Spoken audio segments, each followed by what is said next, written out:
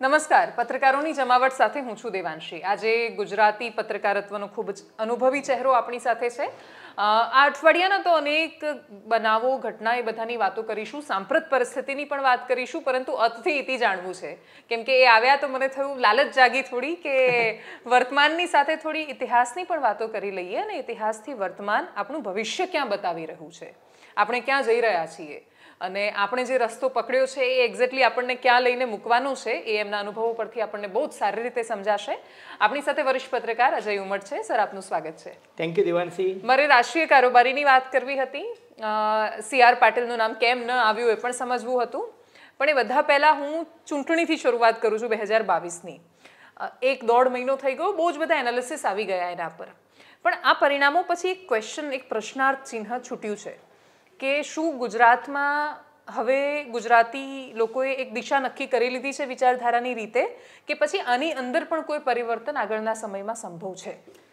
જો દેવાંશી, વિધાનસભાની ચૂંટણી અને લોકસભાની ચૂંટણીના પરિણામો હંમેશા અલગ હોઈ પણ શકે. તમે જોયું હશે કે 2017માં આપણે ત્યાં તો કન્સિસ્ટન્ટલી ભારતીય જનતા પાર્ટીની સરકાર રહી છે. એનું કારણ એ છે કે બાય ડિફોલ્ટ પણ ભારતીય જનતા પાર્ટી જીતી રહી છે ચૂંટણી. આ વખતની ચૂંટણીમાં પણ તમે જુઓ કે દેર વોઝ નો ઓલ્ટરનેટિવ, એટલે વિકલ્પના અભાવે પણ. અને બીજું કે તમે જે જોતા હશો કે લગભગ 46% મતદારો એવા હોય છે કે જે નથી ઈચ્છતા કે એમનો મત વેડફાય, અને એ જ્યારે જુએ કે ભાઈ જે પાર્ટી ચૂંટણી જીતતી હોય એના તરફી એ મતદાન કરી નાખે છે. અને દરેક પાર્ટીની પોતાની એક આઈડિયોલોજીકલી એક વોટ બેંક પણ ફિક્સ હોય છે. જે ભારતીય જનતા પાર્ટીની છે એમ કોંગ્રેસ પાર્ટીની છે, પણ આ વખતે કોંગ્રેસ પાર્ટીમાંથી આમ આદમી પાર્ટીએ ખાસ્સો ભાગ પડાવ્યો, અને એના માટે હું કોંગ્રેસ પાર્ટીને વધારે જવાબદાર ગણું છું, ભારતીય જનતા પાર્ટીને ઓછી જવાબદાર ગણું છું. અમિતભાઈ મજાકમાં એવું કહે કે કોંગ્રેસને જીતાડવાનો ઠેકો મેં નથી લીધો, પણ જો હું કોંગ્રેસમાં હોત તો કોંગ્રેસને જીતાડી શકત, એવો પણ એમને એક તબક્કે એમ જસ્ટ હસતા હસતા દાવો કર્યો હતો. પણ એનો અર્થ એ છે કે તમારી લીડરશિપ નથી. એટલે કોંગ્રેસ પાર્ટીમાં તો લીડરશિપ ક્રાઇસિસ છે, અને એને કારણે તમને જો યાદ હોય તો એક ડિબેટમાં આપણે ચર્ચામાં સાથે પણ હતા, ત્યારે પણ મેં તમને ગાંધીનગરનું ઉદાહરણ આપીને કહ્યું હતું કે ગાંધીનગરમાં જો ભારતીય જનતા પાર્ટી અને કોંગ્રેસ પાર્ટી બે જ જો આમને સામને લડાઈમાં હોત તો 2011 અને 2016માં જેમ કોંગ્રેસ પાર્ટી જીતી હતી કોર્પોરેશનની ચૂંટણી, એમ ફરી 2021માં જીતી શકત વિજય રૂપાણીની વિદાય બાદ. પણ જે આમ આદમી પાર્ટીનું આગમન થયું ને, 21% વોટ આમ આદમી પાર્ટીને મળ્યા, 28% વોટ કોંગ્રેસ પાર્ટીને મળ્યા, અને 41% વોટ સાથે ભારતીય જનતા પાર્ટી 44માંથી 41 બેઠકો જીતી ગઈ. એ જે કેસ સ્ટડી હતી, જે ભારતીય જનતા પાર્ટીની જે પોલિટિકલ લેબોરેટરીમાં રચાઈ હતી, એ જ કેસ સ્ટડીની આધારે તમે જુઓ કે એ લોકો 156 લઈ ગયા. બાકી તમે સીટ વાઇઝ એનાલિસિસ કરો તો 45 બેઠકો એવી છે કે જે ભારતીય જનતા પાર્ટી જીતી શકતી નહોતી, છતાં પણ એ જીતી, કારણ કે એમાં ટ્રાયેંગ્યુલર ફાઇટ હતી. અને એના કારણે, અને બીજું કે ભારતીય જનતા પાર્ટી માત્ર ચૂંટણી નથી લડતી, એ લોકો જ્ઞાતિવાદના સમીકરણો સંતુલિત કરે છે, કોમવાદના સમીકરણો સંતુલિત કરે છે, એ કેન્ડિડેટને જુએ છે, અને સાથોસાથ એની સામે કયા કેન્ડિડેટ્સ કઈ રીતના ઊભા રાખો તો તમે મત કાપી શકો. દાખલા તરીકે સુરતમાં જ 2 કોન્સ્ટિટ્યુન્સી એવી છે જેમાં 14માંથી 12 ઉમેદવાર મુસ્લિમ છે, એટલે મુસ્લિમ મતો કપાઈ ગયા. અને એક હિન્દુ ઉમેદવાર આમ આદમી પાર્ટીનો હતો, એનું ખબર નહીં કઈ રીતના હૃદય પરિવર્તન થયું કે અપહરણ થયું, પણ બીજા દિવસે આવીને એને ઉમેદવારી પાછી ખેંચી લીધી. લિંબાયતમાં તમે જુઓ કે 44 ઉમેદવારો જે છે એ મુસ્લિમ હતા. એટલે આ બધું વોટ કાપવાનું છે. એટલે સામ દામ દંડ ભેદથી ચૂંટણી કઈ રીતના જીતવી, એટલે એ લોકોએ છે ને ચૂંટણી જીતવાની કળા જે છે એ આત્મસાત કરી લીધી છે. અને મને લાગે કોંગ્રેસે ઘણું બધું કરવાનું બાકી છે. પણ હેવિંગ સેડ ધીસ, ગુજરાત જે છે એ હિન્દુસ્તાન નથી. ગુજરાત એ હિન્દુસ્તાન નથી. અને ભારતીય જનતા પાર્ટીને તમે જે રાષ્ટ્રીય કારોબારીનો ઉલ્લેખ કર્યો, ભારતીય જનતા પાર્ટી શા માટે ટેન્શનમાં છે અને ભારતીય જનતા પાર્ટી પાસે શા માટે પડકારો છે? તમે ભારતનો નકશો મૂકીને જોશો ને તો ગુજરાત, ઉત્તરાખંડ, ઉત્તર પ્રદેશ, હરિયાણા અને પૂર્વોત્તરના રાજ્યોને બાદ કરી દો તો તમે મને કહો કે એવું કયું સ્ટેટ છે કે જે ભારતીય જનતા પાર્ટી પોતાની તાકાત પર ચૂંટણી જીતી છે? એક્ઝેક્ટલી. કર્ણાટકમાં ભાજપે તડજોડની રાજનીતિ કરીને સરકાર બનાવી, રાજસ્થાનમાં કોંગ્રેસની સરકાર છે, હિમાચલ પ્રદેશમાં કોંગ્રેસની સરકાર છે, મધ્યપ્રદેશમાં ભાજપ નહોતું જીત્યું, કમલનાથની સરકારને ઉથલાવી, મહારાષ્ટ્રમાં સરકારને ઉથલાવી, બરાબર, છત્તીસગઢમાં કોંગ્રેસની સરકાર છે, ઝારખંડમાં પણ બિન ભાજપી સરકાર છે, નીતિશ કુમાર સાથે જે બિહારમાં સરકાર હતી એ સરકાર નથી. તો ઉત્તરાખંડ, ઉત્તર પ્રદેશને એને બાદ કરતા હવે 2024ની જે ચૂંટણી આવવાની છે એમાં તમે મને કહો કે ભાજપ જે છે એનો ગઈ વખતે સ્ટ્રાઇક રેટ ગુજરાતમાં 100% હતો, 26 આઉટ ઓફ 26. મધ્યપ્રદેશ 29માંથી 28, જે કમલનાથના સુપુત્રને બાદ કરતા 28 બેઠકો ભાજપ જીત્યું હતું. છત્તીસગઢમાં તમામ બેઠકો જીત્યું, રાજસ્થાનમાં 25માંથી 25 જીત્યું, વિધાનસભામાં હારેલું ભાજપ એ જ ભાજપ લોકસભામાં જીત્યું. કારણ કે જ્યારે મતદાન કરે છે ને ત્યારે એ કેન્દ્રમાં વડાપ્રધાનનો ચહેરો જુએ છે, તો એ એડવાન્ટેજ ભારતીય જનતા પાર્ટીને મળ્યો. પણ હવે રાહુલ ગાંધીની જે પદયાત્રા નીકળી છે અને શ્રીનગરમાં જે તમામ પાર્ટીઓ એક થઈ રહી છે અને શરદ પવાર, મમતા બેનર્જી, નીતિશ કુમાર અને પટનાયક જે ઓપોઝિશન યુનિટીના ઇન્ડેક્સને ઉપર લઈ જવાની વાત કરી રહ્યા છે, એ જો ખરેખર થાય તો મને લાગે છે કે ભારતીય જનતા પાર્ટી માટે મોટો પડકાર છે. અલબત્ત હું એવું નથી કહેતો કે Bharatiya Janata party single largest party નહીં બને, પણ 230, 240, 250, 260 બેઠકો લઈને પણ જો Bharatiya Janata party single largest party બને અને 272નો મેજિક ફિગર પાર ના કરે તો ભારતીય જનતા પાર્ટી પાસે આજે કયા સાથી પક્ષો છે તો મને બતાવો. ભાજપના વફાદાર સાથી પક્ષ શિવસેના હતા જે આજે એમની સાથે નથી, અકાલી દળ હતું એ એમની સાથે નથી, જનતા દળમાં નીતિશ કુમાર હતા એ એમની સાથે નથી. તો ઉત્તર પ્રદેશમાં પેલા બહેન છે 2 બેઠકો સાથે, એને ઓછા તમે ટ્રસ્ટેડ પાર્ટનર કહી શકો.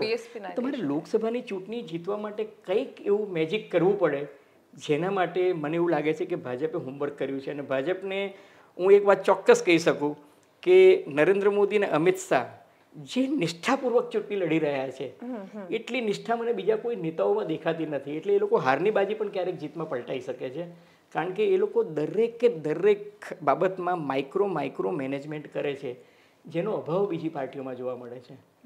એટલે ક્યારેક આપણને લાગે કે ગ્રાઉન્ડ પર બીજેપી નથી, છતાં પણ બાય ડિફોલ્ટ તમે મને કોને કે ગઈ ચૂંટણીમાં પણ પર્સન્ટેજ વાઇઝ તો બીજેપીના પર્સન્ટેજ 30% હતા. આજે પણ તામિલનાડુ છે, કેરળ છે, આંધ્રપ્રદેશ છે, દક્ષિણી પટ્ટો તમારે અઘરું છે.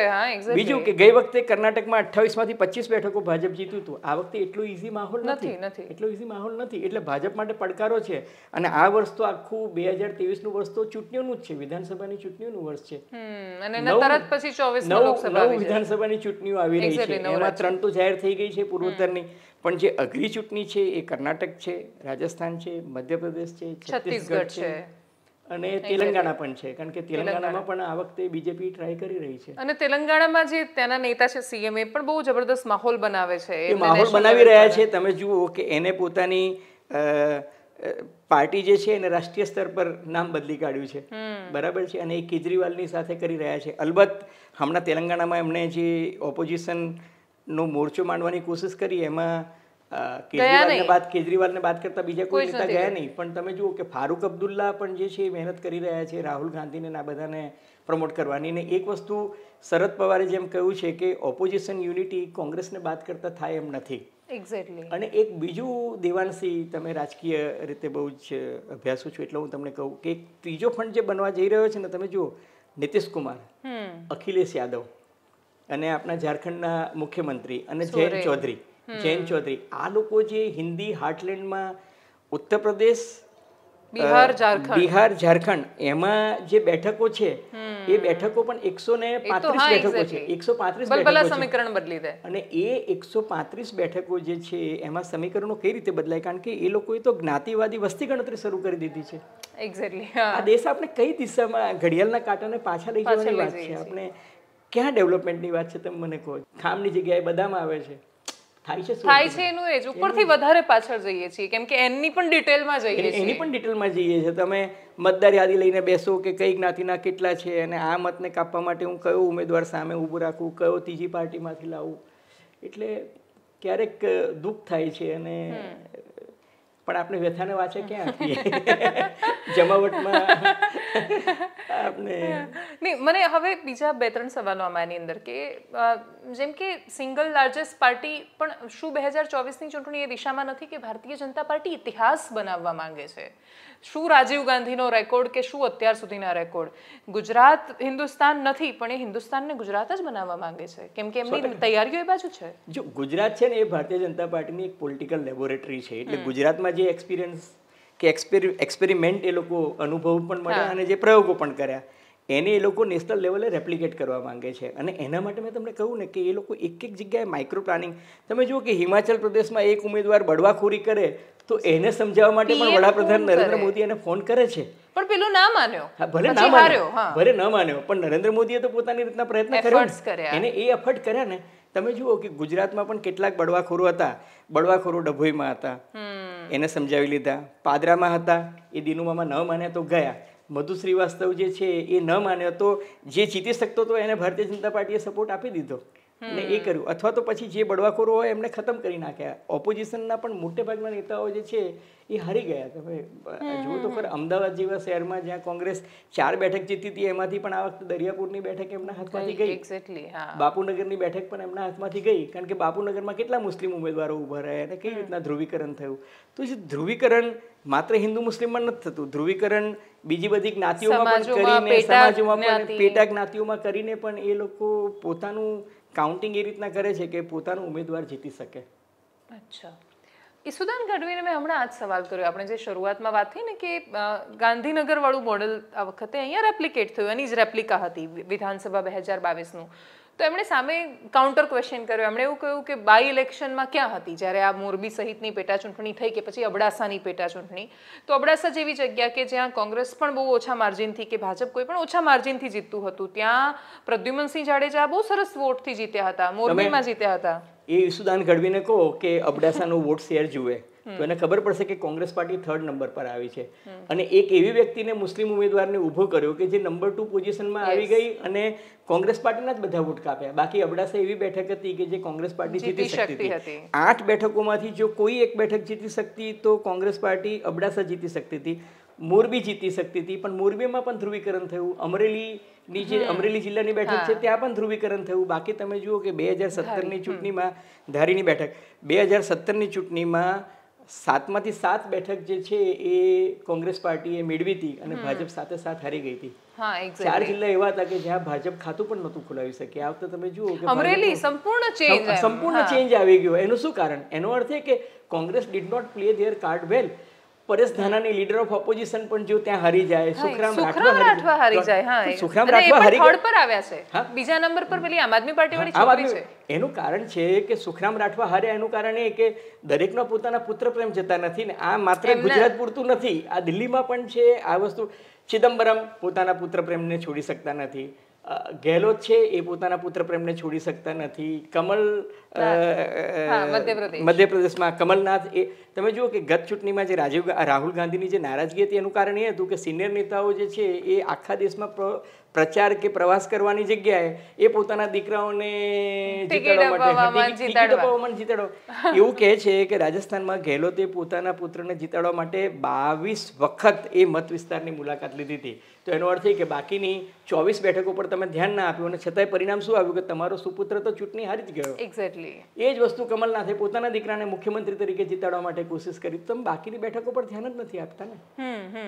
કોંગ્રેસમાં પહેલેથી પ્રોબ્લેમ છે. તમે વર્ષોથી રાજનીતિ જોઈ છે ગુજરાતની. તમે કહ્યું કે અમિત શાહ અને નરેન્દ્ર મોદી એકદમ નિષ્ઠાથી ચૂંટણી લડે છે, પણ એ વારસો આપીને પણ જાય છે કે એના પછી પણ અહીંયા આવવાવાળા લોકો જેમ કે CR પાટીલ આ વખતે લડ્યા તો એટલા જ દમથી લડ્યા ચૂંટણી.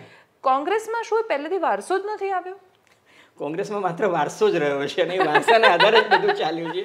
હકીકત એ છે, તમે કહો મને દેવાંશી, કે રાહુલ ગાંધીએ ચૂંટણી પરિણામો જે 2019ના એની સંપૂર્ણ જવાબદારી લઈ નૈતિકતાના ધોરણે એમને રાજીનામું આપી દીધું. હું એને આવકારું છું. પણ પછી રાહુલ ગાંધીના રાજકીય વારસદાર આવતા કેટલો ટાઈમ થયો? 3.5 વર્ષ પછી આપણને ખડગે સાહેબ મળ્યા. અને એ પણ એવી વ્યક્તિ કે જે તમે જુઓ કે અશોક ગેહલોતના વિકલ્પ તરીકે ખડગે આવ્યા, કારણ કે અશોક ગેહલોત રાજસ્થાનનું મુખ્યમંત્રી પદ છોડવા નહોતા માંગતા. હવે એક વ્યક્તિ એક હોદ્દાની વાત તમે કરતા હો તો તમારે મુખ્યમંત્રી પદ છોડવું જોઈએ.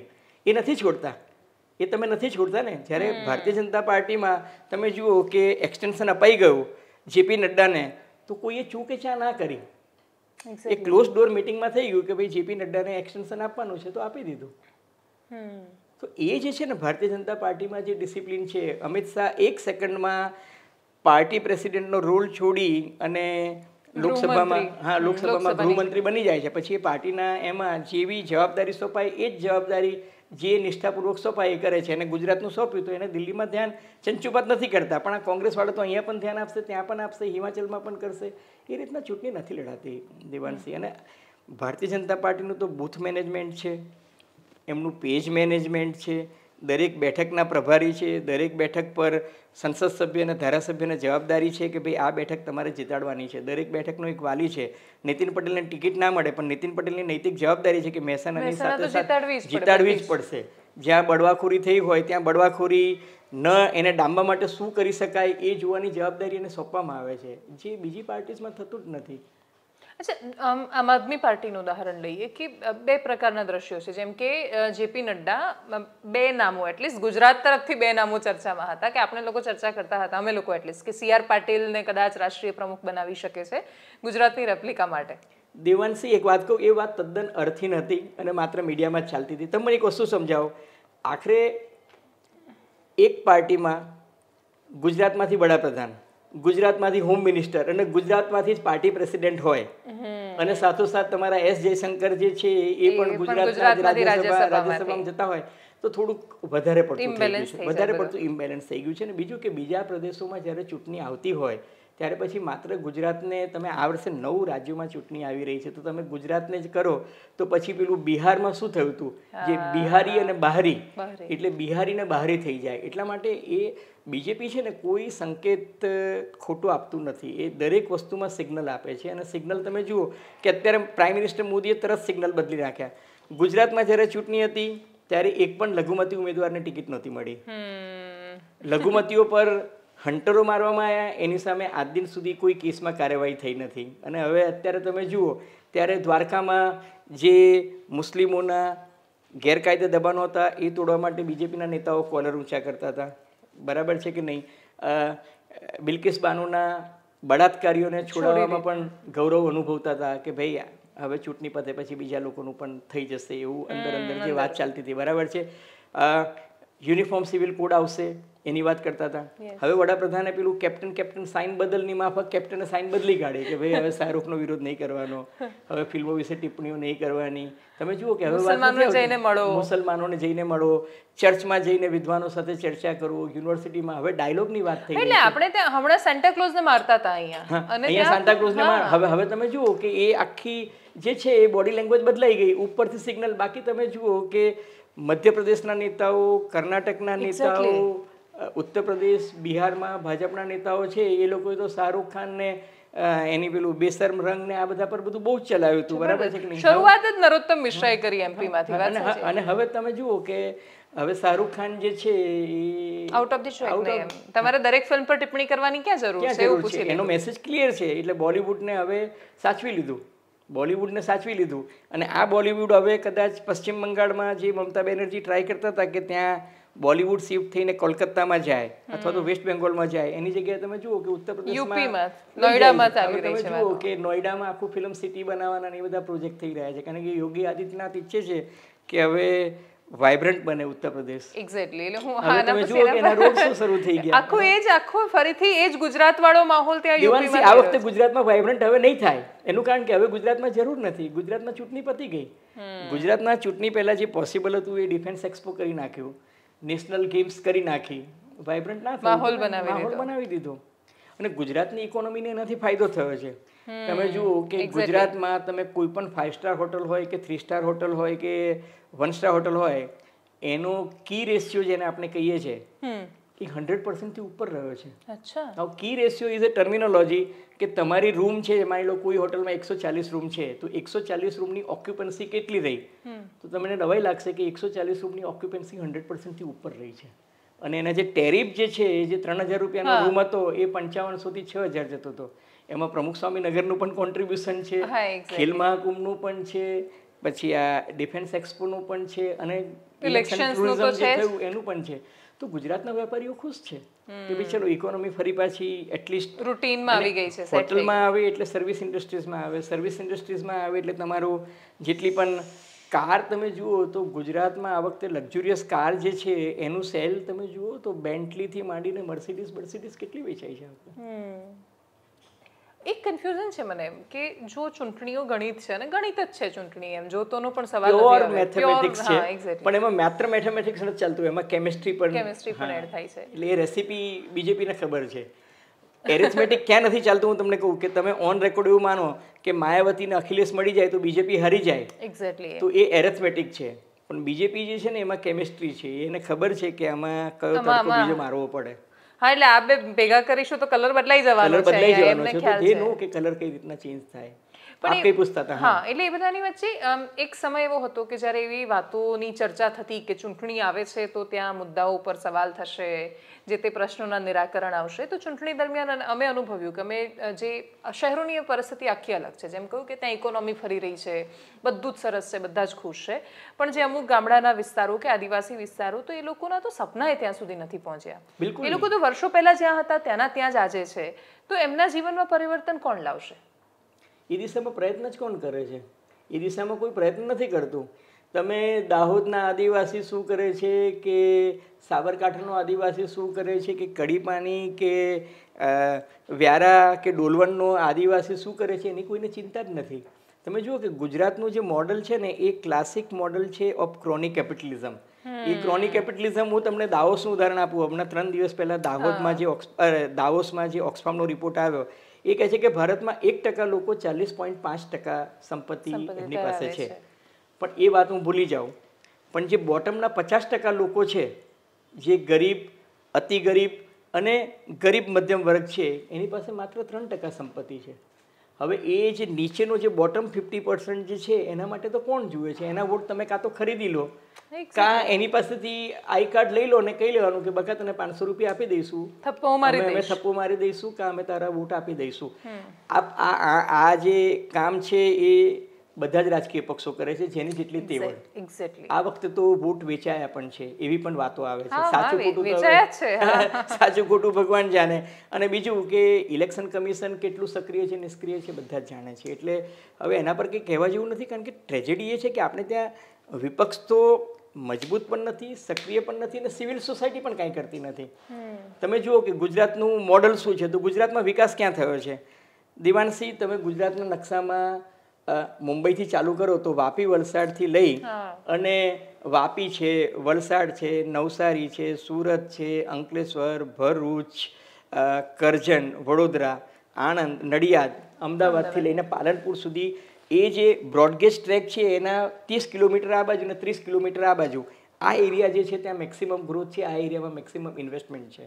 અને બીજેપી પણ મેક્સિમમ બેઠકો આ જ જગ્યાએથી જીતે છે. આ જ જગ્યાએથી જીતે છે, બરાબર છે.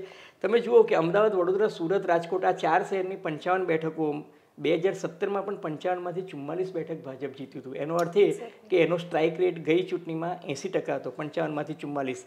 પણ બાકીની જે 127 બેઠક હતી એમાંથી કોંગ્રેસ 70 બેઠકો જીતી હતી. એનો અર્થ એ કે કોંગ્રેસ શહેરોમાં નથી. અને આ વખતે તો બીજેપીનો સ્ટ્રાઇક રેટ સિટીમાં પણ સુધર્યો છે અને પેલા એરિયામાં પણ સુધર્યો છે. કોંગ્રેસ તો બંને બાજુથી ઘસાઈ છે. ટ્રેજેડી એ છે કે પૂર્વ પટ્ટી આદિવાસી વિસ્તાર જે છે, સાબરકાંઠા છે, પછી તમે નીચે આવો તો હવે ખેડબ્રહ્મા, અરવલ્લી વાળો જે વિસ્તાર છે, કારણ કે જિલ્લો બની ગયો, પછી દાહોદ, દાહોદથી નીચે પંચમહાલ, પંચમહાલથી નીચે છોટાઉદેપુર, પછી નર્મદા, પછી ભરૂચ, સાગબારા, વ્યારા વાળો વિસ્તાર, ત્યાંથી લઈને સુરત સુધીનો ઠેક સોનગઢ ફોર્ટ વાળા વિસ્તાર જે છે, આ પૂર્વ પટ્ટી આદિવાસી વિસ્તારમાં ક્યાં એટલા વિકાસ થયા છે? એવો વિકાસ થયો જ નથી. તો ઇમ્બેલેન્સ નહીં સર્જાય. હું આજની વાત નથી કરતી, પણ એ લોકો જેમ કે હવે ધીરે ધીરે, જેમ કે આદિવાસી પટ્ટામાં બહુ બધી બેઠકો પર આમ આદમી પાર્ટી અદ્ભુત પ્રદર્શન કર્યું, તો એનું એક કારણ એ મનાય છે કે એ લોકો હવે બહાર આવ્યા તો એમને ખબર પડી કે યાર એજ્યુકેશન કે પછી હેલ્થ એ તો અમારો અધિકાર હોવો જોઈતો હતો. જો આમ આદમી પાર્ટીએ સારો દેખાવ કર્યો ને, એ પણ એક મિથ છે. હું તમને કહું કે કોણ જીત્યું, તો ચૈતર વસાવા જીત્યો. ચૈતર વસાવા કેમ જીત્યો? કારણ કે ચૈતર વસાવાને કોંગ્રેસ પાર્ટીએ ટિકિટ ના આપી. ચૈતર વસાવાને કોંગ્રેસ પાર્ટીએ ટિકિટ ના આપી એટલે કોંગ્રેસ પાર્ટીએ ટિકિટ ના આપી. ચૈતર વસાવા કોણ હતો? ચૈતર વસાવા તો છોટુ વસાવાનો એક ખાસ વિશ્વાસુ વ્યક્તિ હતો. બાપ અને દીકરા વચ્ચે ઝઘડો થયો, એમાં ચૈતર વસાવા સાઇડલાઇન થયો.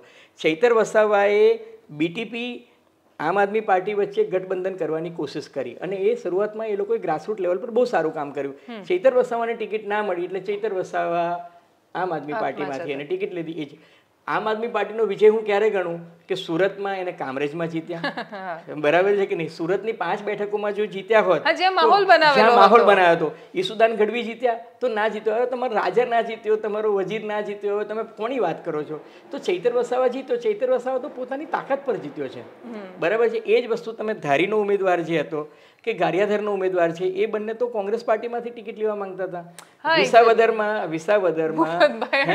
હવે એ તો ખીસુભાઈના જમાનાના વિશ્વાસુ માણસ ભારતીય જનતા પાર્ટીના હતા, એને કોઈ દિવસ ટિકિટ ના આપી એટલે ઉભા રહ્યા. એ જ વસ્તુ તમે જુઓ ચીમન સાપરિયા અને એની સામે જામજોધપુરમાં હેમંત ખવા, હા, એ લોકોના ઝઘડામાં, એ બે કડવા પાટીદારોના ઝઘડામાં આહિર ઉમેદવાર જીતી ગયો. તો આમાં આમ આદમી પાર્ટીની વિચારસરણી આમ આદમી પાર્ટીની વિચારસરણી શું હતી કે અમે મફતમાં વીજળી આપીશું, મફતમાં, તો એ કે મફતમાં સ્કૂલ પર નથી જીત્યા, તો જ્ઞાતિવાદના સમીકરણોથી જીતેલા છે. આમાં કેજરીવાલનો કોઈ વિજય છે જ નહીં, બાય ડિફોલ્ટ ઉમેદવારો જીત્યા છે, બાય ડિફોલ્ટ.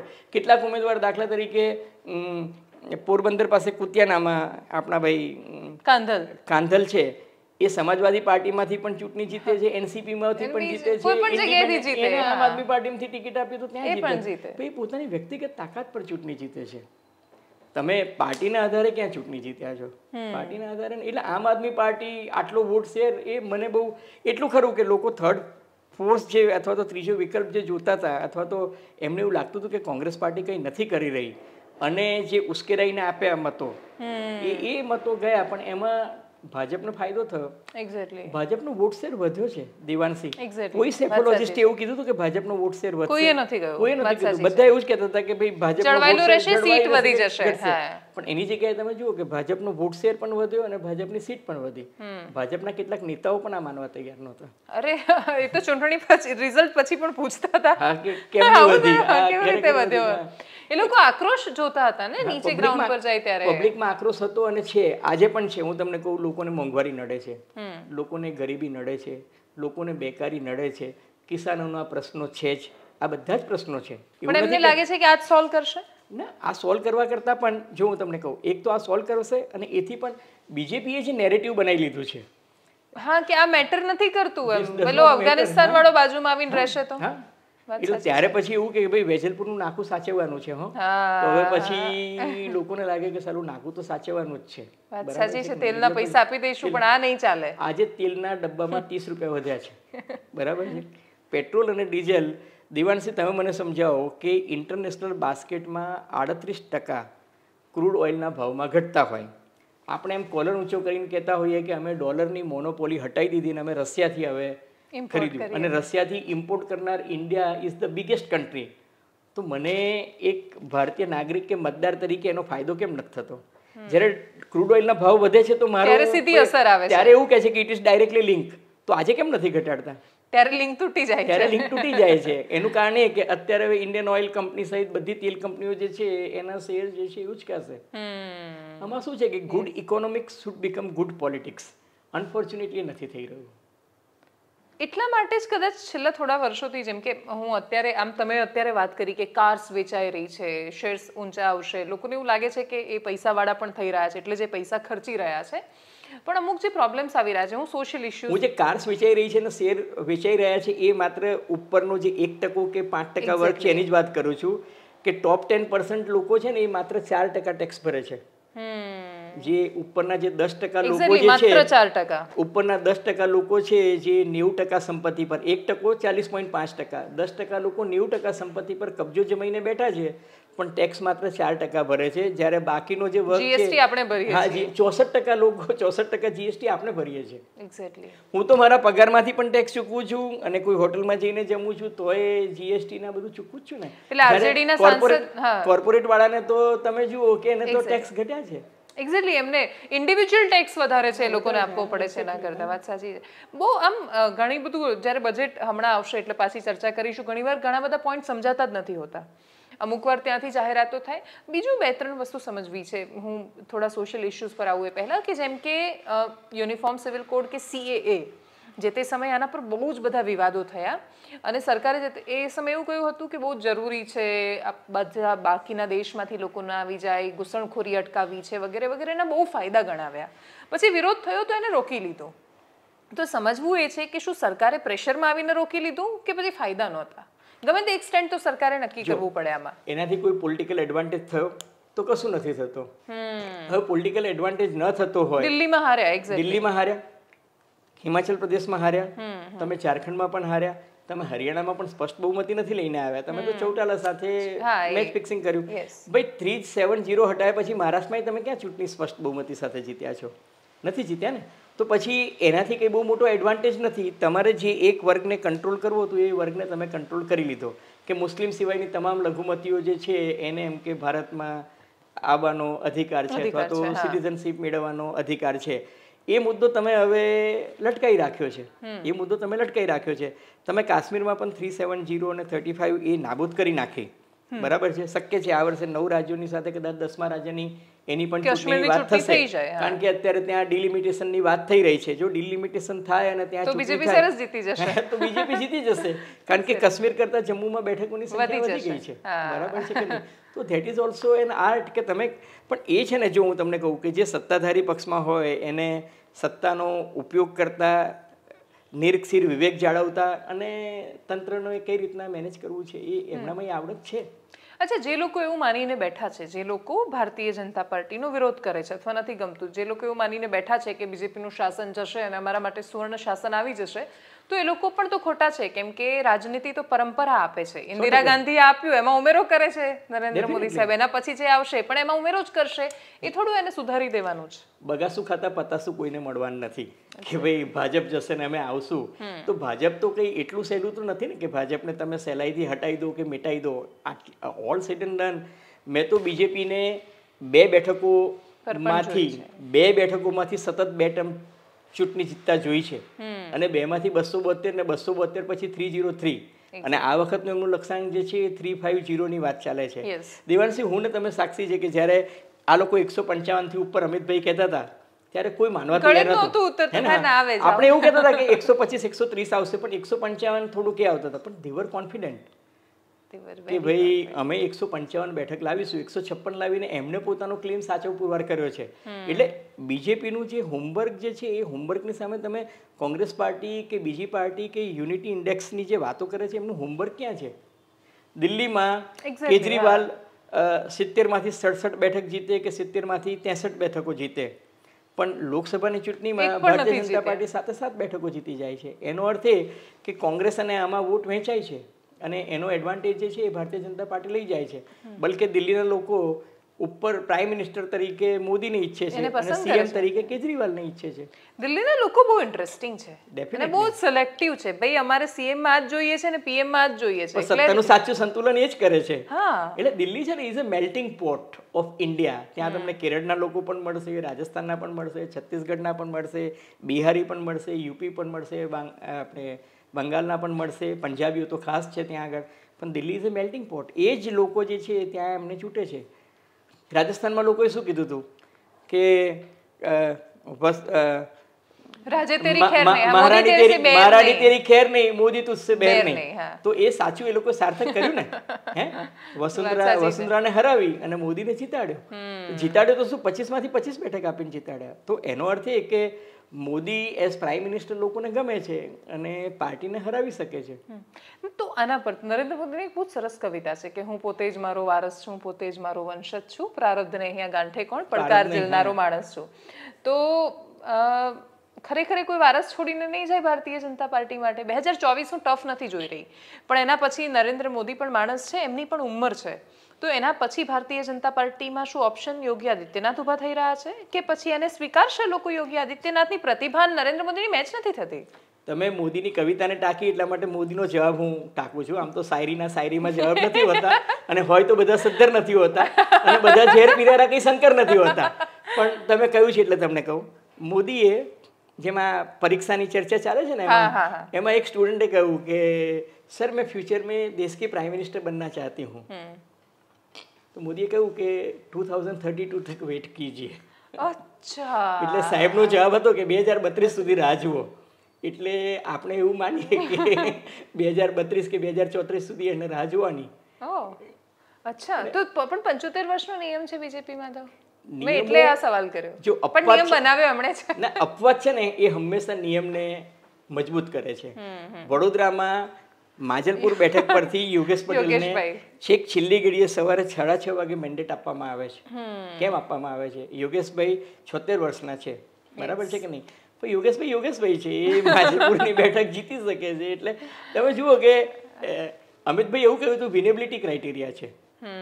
વિનેબિલિટી ક્રાઇટેરિયા છે. જો યોગેશ પટેલ ચૂંટણી જીતી શકતા હોય તો યોગેશ પટેલને ટિકિટ આપવામાં કોઈ છોછ ના હોવો જોઈએ. એમ તો આનંદીબેન હારી જાય એવી સ્થિતિમાં હતા? આનંદીબેન ક્યાંથી આવ્યા? નહીં, એટલે એ 75 વર્ષના થાય છે એટલા માટે રાજીનામું એમ કરી. આનંદીબેનનું તો એમનું લોજિક એવું હતું, હા એ સમયે જે તે સમયે એવું હતું કે ભાઈ 5 વર્ષનો એમનો ટેન્યોર પતી ગયો, બરાબર છે, as chief minister. Same logic એમને રૂપાણી માટે પણ આપ્યું કે રૂપાણીને પણ 5 વર્ષનો ટેન્યોર આપ્યો અને અમે એવું છે ટેન્યોર અમે નક્કી કરીશું. ટેન્યોર તો પાર્ટી એક જ નક્કી થાય. તમે જુઓ, પણ એક લોજિક એ છે કે જે નરેન્દ્ર મોદીની થિયરીને હું કન્સિસ્ટન્ટલી જોઈ રહ્યો છું કે તમારે એન્ટી ઇન્કમ્બન્સીને ડાઉનલોડ કરવા માટે ચહેરો બદલી કાઢો.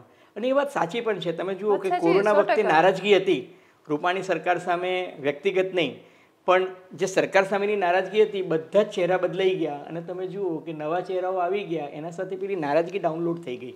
એક હકીકત છે. આનંદીબેનના ટાઈમમાં પણ એવું હતું કે ચહેરાઓ બદલાઈ ગયા, એનાથી નારાજગી જતી રહી અને વિજય રૂપાણી એક સ્વચ્છ ચહેરો આવી ગયો જે કોઈ વિચાર્યું જ નહોતું. ભૂપેન્દ્રભાઈને ખબર હતી કે સીએમ બનવાના છે. એક્ઝેક્ટલી. એટલે બીજેપી છે, ગમે તે સરપ્રાઈઝ આપી શકે, આપી શકે. અચ્છા, થોડી સામાજિક પરિસ્થિતિઓ પર આવવું છે કે ઇકોનોમી અને બાકી ઘણી બધી રીતે બહુ બધું બદલાઈ રહ્યું છે અને એ બધાના ચક્કરમાં આપણે જે ઇકોનોમીની ચર્ચા કરતા હતા તો એવા બહુ બધા આ વ્યાજખોરીની એકચ્યુઅલી બહુ ચર્ચાઓ ચાલી અઠવાડિયામાં. એ સિવાય પણ એવી બધી ઘટનાઓ જોઈ કે માણસ બધું એટલું બધું ઈએમઆઈ પર લેતો થઈ ગયો છે કે કપડાં પણ ક્રેડિટ કાર્ડ પર ને બધા પૈસા આમ ગોળ ગોળ ફેરવતો થઈ રહ્યો છે.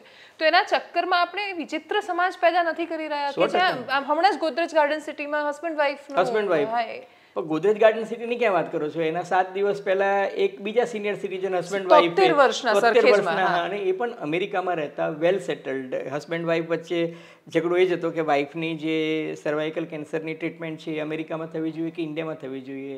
હસબન્ડે વાઈફને સ્ટેપ કરીને મારી નાખી, પછી વોટ્સએપ મેસેજ કર્યો કે અમે બંને સુસાઇડ કરીએ છીએ અને પછી પોતે પણ સુસાઇડનો અટેમ્પ્ટ કર્યો. અને મેં સાંભળ્યું છે કે એમની પણ કન્ડિશન ઓક્સિજન પર જ છે, એટલે વેન્ટિલેટર પર છે. પણ ટ્રેજેડી એ છે કે જે સામાજિક તંગદિલી વધી રહી છે ને એ એના માટે આ મુખ્ય જવાબદાર આ છે. મને લાગે છે ક્રેડિટ કાર્ડ અને ડેબિટ કાર્ડે આપની ઇકોનોમીને સૌથી વધારે નુકસાન કર્યું છે. કારણ કે ઉધારમાં લેવાની એક માનસિકતા જબરજસ્ત કેળવાઈ ગઈ છે અને તમે જુઓ કે ઇકોનોમી સુધરવાના કોઈ સ્કોપ દેખાતા નથી. આપણે દાવો કરીએ કે ભારત જે છે એ વિશ્વની 5મી ઇકોનોમી બની ગઈ છે, તો મને નિર્મલા સીતારામનનું એ સ્ટેટમેન્ટ યાદ આવે છે કે રૂપિયો નથી ઘસાયો પણ ડોલર મજબૂત થઈ ગયો છે. સિમિલરલી આપની ઇકોનોમી કેટલી સુધરી મને ખબર નથી, પણ ઇંગ્લેન્ડની અથવા તો બ્રિટનની ઇકોનોમી એટલી ડાઉન થઈ કે આપની ઇકોનોમી જે છે ઉપર થઈ ગઈ. તમે જુઓ કે દરેક પેરામીટરમાં ટુડે ઇન્ડિયાની કન્ડિશન સારી નથી, પણ India is a very very big market અને આપણે ત્યાં 1 નંબર ને 2 નંબરની ઇકોનોમી ચાલી રહી છે. એટલે શું છે, કરપ્શનનો પૈસો પણ જે છે જે અમદાવાદ શહેરની આસપાસ ને જે ફરતું રહે છે, હા, એ જ્યારે રિયલ એસ્ટેટમાં નથી જતો ત્યારે વ્યાજખોરીમાં જાય છે. અને તમને કહી દઉં કે મારે હોમ મિનિસ્ટર હર્ષભાઈ સાથે વાત થઈ, મેં એમને કહ્યું કે હું અભિનંદન આપું છું કે તમે આ બહુ સારું કર્યું, પણ આમાં કન્સિસ્ટન્સી રહેશે. કારણ કે મને એક વ્યક્તિ એવું કહ્યું કે સાહેબ લોક દરબારમાં અમે ફરિયાદ કરવા ગયા તો ત્યાં જે સાહેબ બેઠા હતા એની પાછળ જે પેલા પોલીસ અધિકારીઓ હતા ને એ લોકો જ વ્યાજખોરોના પીઠબળ જેવા હતા. એટલે કે અમે કોઈ વ્યાજખોર સામે કે વ્યક્તિ વિશેષ સામે ફરિયાદ કરીએ તો એ કે બીજી વખત એમ કે તરત થઈ જાય. અને તમે જુઓ કે નેટવર્ક કેટલું પાવરફુલ છે કે આઈજીપીના ફોન એક કોન્સ્ટેબલ ટેપ કરે છે. એક્ઝેક્ટલી, હા, આઈજીપીના ફોન એક કોન્સ્ટેબલ ટેપ કરે છે ને એ મધ્યપ્રદેશના બુટલેગરને કહે છે કે અહીંયા આગળ એમ કે દાહોદમાં રેડ પડવાની છે. ધેટ મીન્સ કે જો તમારો કોન્સ્ટેબલ તમારી આઈજીપીની માહિતી અથવા તો સ્પેશિયલ સ્ક્વોડ જે બનાવવામાં આવી છે એની માહિતી જો બીજાને વેચી શકતો હોય તો એ જે ટીમ છે એ વ્યાજખોરી કરતી હોય તો એનું વિષચક્ર કેટલું મોટું હશે. અને આ ઇસ્યુ માત્ર વ્યાજખોરી પૂરતો નથી, ઇવન લેન્ડ ગ્રેબિંગમાં પણ છે. એક્ઝેક્ટલી, વાત સાચી છે. ગમે તેની જમીનો કોઈ પણ, હવે સૈયા ભય કોટવાલ તો ફિર ભય કાહે કા, એના જેવું થયું ને. તમે આજે તમે જુઓ કે કોઈ પણ બુટલેગર જે છે એ પોલિટિકલ કે પોલીસના પીઠબળ સિવાય એ ધંધો કરી શકતો નથી. લતીફ પણ જ્યારે જે તે સમયમાં કરતો હતો ત્યારે એને પોલિટિકલ બેકિંગ હતું જ. એક્ઝેક્ટલી, બરાબર છે કે નહીં? એટલે કાયદાનું રાજ જો થાય તો બહુ સારી વાત છે. એટલે આ સરકારમાં એક વસ્તુ હું જોઈ રહ્યો છું કે ભૂપેન્દ્રભાઈ મૃદુ અને મક્કમ, તો એની મક્કમતા મને ઈચ્છા શક્તિ પણ આ વખતે રાજકીય ઈચ્છા શક્તિ તમે જુઓ તો એમને સૌથી પહેલું કર્યું કે ભાઈ રેવન્યુ રીસર્વે કર્યા, જેમાં અગાઉ બહુ ગડબડ થઈ હતી કે ભાઈ જામનગર સોરી તમારા સવાલ it is part of my discussion કે જામનગર અને દ્વારકામાં એક પાયલોટ પ્રોજેક્ટ તરીકે ખરેખર કોઈનો સીડોથી સીડો ના મળતો હોય ને કોઈ જમીન રોડ ટચ લઈ લીધી બીજી, તો એવું ન થાય એના માટે એ લોકો ફરીથી એક રીસર્વે ચાલુ કર્યો છે. તો એ એક સારી વાત છે. વ્યાજખોરીના વિષચક્રમાં સંખ્યાબંધ લોકોએ જે આત્મહત્યા કરી અને કરી રહ્યા છે એને ઘટાડવા માટે પોલીસ જે છે એને અને વહીવટીતંત્રને સાફ સંકેત આપી દીધો કે હવે આ નહીં ચાલે, thus far and so further. તો એક સારી વાત, thus far and no further, તો એક સારી વાત છે, બરાબર છે.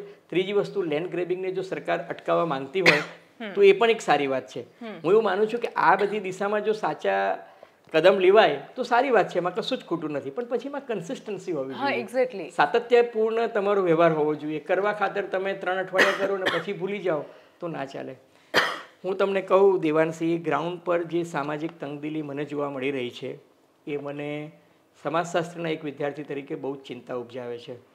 તમે જે રીતના સુસાઇડની ઘટનાઓ વધી રહી છે, જે રીતના મા પોતાના દીકરાને મારી શકે છે, ફેંકી શકે છે, અથવા મા પોતાના દીકરા સાથે સુસાઇડ કરે છે, અથવા ફેમિલી આખું દવા પી જાય છે. બિલ્ડર એક કોસ્ટલી રિવોલ્વરથી પોતે જ પોતાની જાતને મારી નાખે છે આનંદનગર સર્કલ પર કે પ્રહલાદનગરમાં. તો મને એવું લાગે છે કે આ બધી જે સામાજિક તંગદિલીઓ વધી રહી છે એ સમાજ માટે ઈચ્છનીય નથી. આ એક હેલ્ધી સોસાયટી નથી. તમારો જીડીપી સારો છે પણ તમારો હ્યુમન ડેવલપમેન્ટ ઇન્ડેક્સ સારો નથી, તમારા સમાજનો હેપીનેસ ઇન્ડેક્સ સારો નથી, સમાજના લોકોમાં ચહેરા પર ખુશી જે દેખાવી જોઈએ ને એ નથી દેખાતી. ફ્રસ્ટ્રેટ છે બધા લોકો, એક હતાશા છે, એક અજંપો છે સમાજમાં. એ બહુ ચિંતાજનક છે. અચ્છા, આ બધી જે શરૂઆતો કરવામાં આવી છે, મને આશય સમજવું છે. જેમ કે રીસર્વેની વાત આવી, 700 કરોડ ખર્ચાઈ ગયા છે એ પ્રોજેક્ટની પાછળ અત્યાર સુધી. 850 કરોડ 850 કરોડ. અને આટલો મોટો નંબર ખર્ચાયા પછી પણ એક એજન્સી કે જે હવામાં સર્વે કરી નાખે છે. અને મેં એક ગામનો નકશો જોયો તો ચોરસ જ, એમ બધા ખેતર ચોરસ લંબચોરસ જ. આ થોડું આપણે કુદરતી દ્રશ્ય દોરી રહ્યા છીએ. તમે જુઓ કે આપણે ત્યાં ખેતરો જે છે ને એનો કોઈ નકશો નથી, બરાબર છે કે નહીં. જેને જે રીતના સીમમાં જગ્યા લીધી કે શેડો ક્યાંથી નીકળ્યો, બીજી બાજુ ક્યાં. અને આપણું જે તંત્ર છે ને એ દેશી છે કે આટલા ગુંઠા, આટલા વીઘા, આટલા ચોરસવાર. હવે આ લોકો જે છે ને એ જે પેલી મલ્ટીનેશનલ કંપનીઝના જે સેટેલાઇટથી જે મેપિંગ કરે છે એ લોકો કે મોડ્યુલર લેઆઉટ કરો, મોડ્યુલર લેઆઉટ કરો. હવે તમે મોડ્યુલર લેઆઉટ કરો તો તમે કોનો શેઢો કાપો છો, કોની સીમમાં ક્યાં નાખી દો છો, કોની રોડ ટચ જમીન ક્યાં લઈ જાઓ છો, કોઈ છેડા તો મળવા જોઈએ ને. અને બીજું કે તમે કરી નાખ્યો તો એને ગ્રાઉન્ડ રિયાલિટી પર ચેક તો કરો કે જમીની જે નકશા છે એ નકશા સાથે મેળ ખાય છે કે કેમ. અને બીજું કે તમે કોઈને સાંભળો જ નહીં, તમે કોઈને હિયરિંગ જ ના આપો. તમને ખબર છે એક વીઘામાં અડધો ફૂટ આ બાજુ ગયું કે અડધો શેડે પાણી વટાયું, એમાં તો જો મર્ડર થઈ જતા હોય ધરિયા એકબીજા, તો તમે ઉપરથી સીધી જમીન સેટેલાઇટ મેપિંગ કરીને કાપી નાખ્યું. તમે જુઓ કે બ્રિટિશરોના જમાનામાં છે ને ખૂટા માપતા હતા અને દિશા નક્કી થતી હતી કે ઉત્તરે આ, દક્ષિણે આ, વાયવ્યમાં આ, અને બધી નિશાની. અને બીજું કે એ જમાનાના નકશાઓમાં આજ દિન સુધી કોઈ ભૂલ નથી. પણ હવે જે આ જે સેટેલાઇટનું જે વાતો કરે છે, ટેકનોલોજીનો ઉપયોગ જરૂરી છે, પણ આવી રીતે કરશો તો આ વખતે જે આ પાયલોટ પ્રોજેક્ટ શરૂ કર્યા છે દ્વારકા અને જામનગરમાં, આ સંઘ કાશીએ પહોંચશે? મને લાગે છે પહોંચે બહુ જરૂરી છે. અને જે ડિજિટલાઇઝેશન ટેકનોલોજીનો એપ્રોપ્રિએટ ઉપયોગ અને સાથે ગ્રાઉન્ડ રિયાલિટી સાથે એનો મનમેળ થાય છે કે નહીં એ જોવું પણ જરૂરી છે. કારણ કે તમે જો એ સેટ નહીં કરો તો પછી ઝઘડા જ થવાના, લેન્ડ ગ્રેબિંગ વધવાનું. એ અટકાવવા માટે સરકાર આ કરી રહી છે એ સારું છે, પણ પછી તમે માત્ર એને 2 જિલ્લા પૂરતું મર્યાદિત ન રાખવું જોઈએ. 2 જિલ્લામાં કેટલી એનોમલીઝ, બિચારા પાલભાઈ કરીને પેલા જે કોંગ્રેસના નેતા છે બહુ લડ્યા બિચારા, અને હું એને સેલ્યુટ મારું છું. હું ઈચ્છું છું કે આ પ્રકારની લડાઈ હોવી જોઈએ, રિઝલ્ટ ઓરિએન્ટેડ હોવી જોઈએ, અને માત્ર પોતાની વ્યક્તિગત સ્વાર્થ પૂરતી નહીં હોવી જોઈએ, વ્યક્તિગત સ્વાર્થ પૂરતી નહીં હોવી જોઈએ. પણ અનફોર્ચ્યુનેટલી આપણે બધા ઇસ્યુઝ જે છે ને એને કાર્પેટની નીચે નાખી દઈએ છીએ. તમે જુઓ કે રાતના 12 વાગ્યા સુધી તમે વિધાનસભામાં બેસી અને ઢોર નિયંત્રણ કાયદો પસાર કર્યો, એના ઢોલ પીટ્યા, અને પછી સડનલી તમને લાગ્યું કે માલધારી સમાજ જે છે એ નારાજ છે ને એનાથી ચૂંટણીમાં નુકસાન થઈ રહ્યું છે, તો તમે રાતોરાત એ કાયદો જે છે એ પસાર ન થવા દીધો અને રાજ્યપાલે એના પર સહી ના કરી. આ કેવું? અને એમાં પણ પાછું શું કે એ વખતે કોંગ્રેસના નેતાઓ બૂમો પાડીને કહેતા હતા કે આટલા પ્રોબ્લેમ્સ છે, તમે સમજો, વાત કરો, ત્યારે વાત ના કરી. એકચ્યુઅલી છે ને દિવાનસી, ડેમોક્રેસીમાં પાર્લામેન્ટ જે છે ને ત્યાં ડિબેટ થવી જોઈએ, ડાયલોગ થવા જોઈએ, ડિસ્કશન થવું જોઈએ, ડિસેન્ટ હોય તો એ ડિસેન્ટ પર પણ ચર્ચા થવી જોઈએ. અને I agree two disagree with you, એવું હોવું જોઈએ ને. પણ એવો સંવાદનો માહોલ ક્યાં છે? આપનું ભારતીય સંસ્કૃતિ તો કહે છે કે વાદે વાદે જાય તે તત્વબોધ. આપણી તો શાસ્ત્રાર્થની સંસ્કૃતિ છે ને, એ ક્યાં છે અહીંયા આગળ? ક્યાં આપણે વાદ વિવાદ કે સંવાદ ક્યાં કરીએ છીએ? આપણે તો if you are not with me then you are against me. હવે એ તમે અમેરિકન બુશની જે વાર્તા લાવો એ ના ચાલે. તમારે સંવાદ સાધવો જોઈએ. એટલે નરેન્દ્ર મોદી આ વખતે જે કહ્યું કે ભાઈ સંવાદ સાધો, વિદ્વાનોને યુનિવર્સિટીમાં જઈને મળો, ચર્ચમાં જઈને લોકોને મળો, મુસ્લિમ સમાજ સાથે વાત કરો. આ જ હતા કે બદલાવ છે સમયની સાથે? જો સમયની સાથે બદલાવું જ જોઈએ. And if you don't change with the time you will parish your self. એટલે સમયની સાથે જે લોકો નથી બદલાતા, મીડિયામાં પણ તમે જુઓ કે જે લોકો મીડિયામાં પણ સમયની સાથે નથી બદલાતા એ લોકો ખતમ થઈ જાય છે. ટાઈમ અને ન્યૂઝવીક, હું જ્યારે પત્રકારત્વમાં આવ્યો ત્યારે they were considered to be the best magazine. ન્યૂઝવીકે પોતાનો લેઆઉટ ચેન્જ નહીં કર્યો, એને પોતાનું એ રહ્યું તો એ ખતમ થઈ ગયું. ટાઈમ ચેન્જ થયું તો ટાઈમ ટકી ગયું. Punch was considered to be a very good magazine, બરાબર છે કે નહીં? તો પંચે પોતાની સાઇઝ ને લેઆઉટ ને બ્લેક એન્ડ વ્હાઇટ પેલામાં ચેન્જ નહીં કર્યું તો પંચ ખતમ ગયું. Heritage has no value in journalism. Similarly પોલિટિક્સમાં પણ નથી. પોલિટિક્સમાં તમે હેરિટેજ પકડીને ના ચાલી શકો. You have to change. If you don't change then you will perish. સમયની સાથે બદલાવું જ પડે. જેમ આપણે પણ ટેકનોલોજીમાં બદલાય. હા, એક્ઝેક્ટલી. હવે ડિજિટલ પર ચર્ચાઓ કરીએ. અને તમે જુઓ કે digital gives you an equal platform also. હા, અને ત્યાં ટુ વે કમ્યુનિકેશન થાય છે. ત્યાં દર્શક તમને તરત રિવ્યુ આપે, તમને તરત ખબર પડી જાય છે કે તમે આટલામાં છો અત્યારે. અને બીજું કે we are open two scrutiny. આપણે આપણા દર્શકો, મારી વફાદારી મારા વાંચકોને મારા દર્શકોને છે, બરાબર છે કે નહીં? એટલે એ મને કહી શકે કે આ વિધાન સાથે હું સંમત નથી અને મારે સ્વીકારવું પડે જો મારી ભૂલ હોય તો. પત્રકારો ટીકાથી પર નથી જ, બિલકુલ નથી. બલકે આપણે તો વધારે નિખાલસતાથી એને સ્વીકારવી જોઈએ. યસ. આજકાલ છેલ્લી વાત કરી રહી છું, આજકાલ બધા પત્રકારોને શીખવવાના રાજનેતાઓએ ક્લાસીસ શરૂ કર્યા છે. રાહુલ ગાંધીના દરેક ભાષણમાં મીડિયા પર વાત હોય, અરવિંદ કેજરીવાલની દરેક વાતોમાં મીડિયા પર ટિપ્પણી હોય. હમણાં અમિત શાહનું પણ સ્ટેટમેન્ટ જોયું કે જર્નલિસ્ટ એક્ટિવિસ્ટ બની રહ્યા છે. તો બધા લોકોનો આધાર મીડિયા છે એવું લાગે છે કે બધાને ખબર છે કે ભાઈ આ જો અમારા શરણમાં નહીં આવે તો થોડો પ્રોબ્લેમ થશે? મીડિયા પર કંટ્રોલ કરવાની તો બધા જ કોશિશ કરી રહ્યા છે. બધાને કેવું છે that you know if you want to control media તો મીડિયાને હું કંટ્રોલમાં કરીશ તો બાકી બધું થશે. પણ હું તમને કહું કે they are 100% wrong in the sense કે તમે મીડિયાને હવે કંટ્રોલ નહીં કરી શકો. તમે મીડિયાને કંટ્રોલ કરી લેશો, ચેનલો ખરીદી લેશો, ચેનલોને કંટ્રોલમાં કરી લેશો, ન્યૂઝપેપરને કંટ્રોલમાં કરી લેશો, પણ સોશિયલ મીડિયાનું શું થશે? તમે ટ્વિટર છે, ફેસબુક છે, ઇન્સ્ટાગ્રામ છે, બાયસ છે ને, bias is like an elephant in your drawing room. તમે કહો કે ના મારા ડ્રોઈંગ રૂમમાં એલિફન્ટ નથી, આ તો ટેલ છે કે ટ્રંક છે, તો કે પૂંછડી છે, આ છે. તો હવે એ વાર્તાઓ છે ને એનો કોઈ અર્થ રહ્યો નથી કે તમે પૂંછડી બતાવો કે ખાલી હાથીની સૂંઢ બતાવો. લોકોને સમગ્રતયા પિક્ચર દેખાઈ જાય છે અને સત્ય જે છે ને એ છુપાઈ નથી શકાતું. સુપ્રીમ કોર્ટે પણ ટીકા કરી છે મીડિયાની અને બે જવાબદાર એન્કરોને આડા હાથે પણ લીધા છે અને એમાં કંઈ જ ખોટું નથી. પણ હું માનું છું દેવાંશી આ એક પ્રોસેસ છે અને આ પ્રોસેસમાંથી આપણે પણ પસાર થઈશું. અમેરિકામાં શું છે કે હવે અમેરિકામાં મીડિયા બ્રાન્ડેડ છે કે આ મીડિયા લેફ્ટિસ્ટ છે, આ મીડિયા રાઇટિસ્ટ છે, આ મીડિયા. તો મને એક सीनियर पत्रकार दिल्ली से आया था, मैंने मैंने पूछूं कि यार आपके गुजरात में तो माहौल अच्छा है कि हम कहते हैं कि हम पत्रकार हैं तो कौन सी चैनल से? एक हिमाचल में तो पूछते कि कौन सी पार्टी से पत्रकार, એટલે પત્રકારો પાર્ટી બની ગયા છે. આપણે તો બેસીને હું ને તમે કોંગ્રેસની ભાજપની બંનેની ટીકા કરીએ છીએ, આમ આદમી પાર્ટીની પણ ટીકા કરીએ છીએ, બરાબર છે કે નહીં? પણ તમે માત્ર એક જ પાર્ટીની કંઠી પહેરો એ ન ચાલે. એક્ઝેક્ટલી. ભાજપ સારું કરતું હોય તો આપણે એના વખાણ પણ કરવા પડે અને જ્યાં કહેવું પડે એનું કારણ કે મીડિયા જે છે ને જ્યારે ઓપોઝિશન મજબૂત નથી હોતું ને ત્યારે મીડિયાએ મજબૂત થવું પડે છે. એટલે મીડિયાની ભૂમિકા ઓપોઝિશનની છે. બિલકુલ. અને ગુજરાતમાં તો મીડિયાએ જે કરવું પડશે કેમ કે બે પક્ષો ખબર નહીં શું કરશે આગળ જતા 5 વર્ષમાં. Thank you so much sir અમારી સાથે જોડાવા બદલ. Definitely always a pleasure talking to you Devanshi. You are doing wonderful. Thank you.